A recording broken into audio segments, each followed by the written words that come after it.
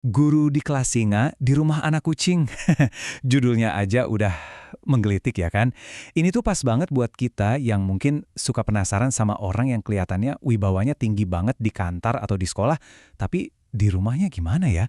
Nah, kali ini kita bakal bedah satu cerita yang lucu banget, personal dan ya manusiawi banget lah.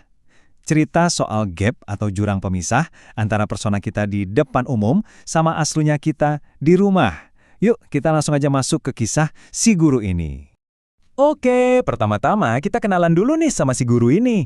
Tapi versi profesionalnya ya. Soalnya di sekolah dia itu bukan guru biasa. Dia itu ibaratnya singa di kelas.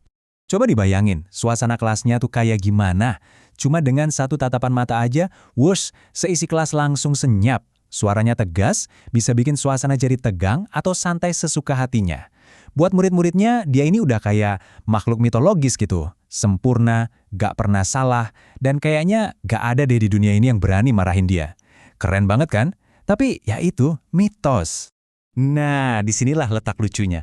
Coba kita bandingin. Kalau di kelas, dia itu singa. Tatapannya tajam, suaranya tegas, bikin suasana dingin. Tapi, begitu di rumah, wah beda banget. Yang tadinya dipanggil Pak Guru dengan hormat, sekarang cuma dipanggil nama.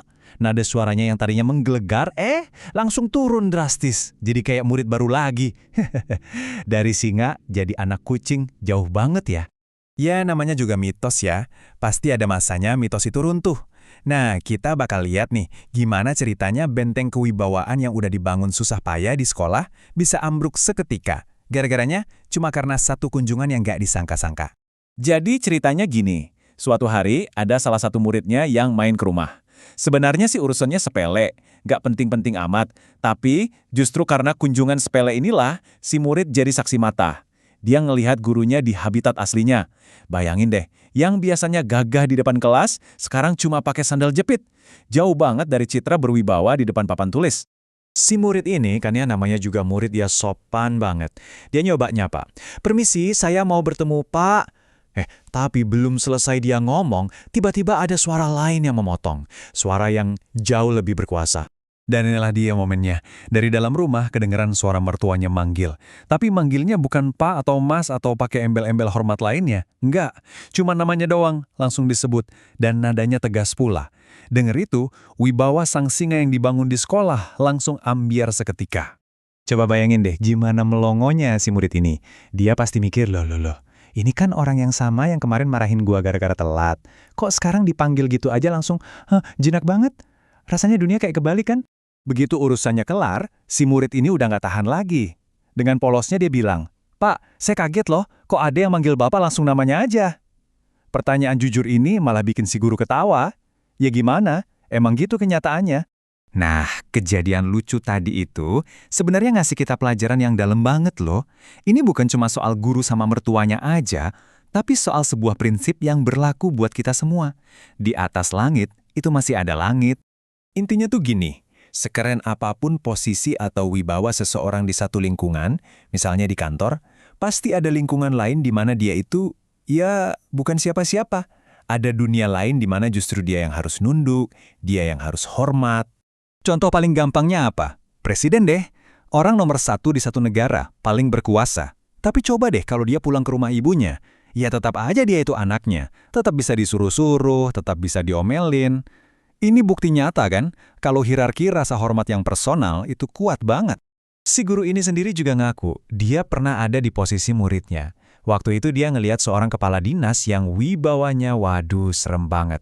Dan dia pun kepikiran, orang sehebat dan segalak ini kira-kira takutnya sama siapa ya? Dan jawabannya, ya semua orang punya atasannya masing-masing. Atasan di sini bukan cuma bos di kantor ya, bisa jadi orang tua, bisa jadi pasangan hidup, bisa jadi guru kita waktu SD dulu, atau siapapun lah yang benar-benar kita hormati. Nggak ada satu orang pun yang jadi puncak di semua aspek kehidupannya. Terus, kesimpulannya gimana dong? Apa punya dua sisi kayak gini, jadi singa di luar dan kucing di rumah, itu sebuah kelemahan? Oh, tentu tidak. Justru, hal inilah yang bikin kita manusia. Jadi, lain kali kalau kalian ketemu atasan atau pejabat atau siapapun yang kelihatannya wah banget dan berkuasa, ingat aja cerita ini. Di balik semua ketegasan dan wibawa itu, ada sisi lain dari mereka yang nggak kita lihat. Ada momen di mana mereka juga jadi anak kucing.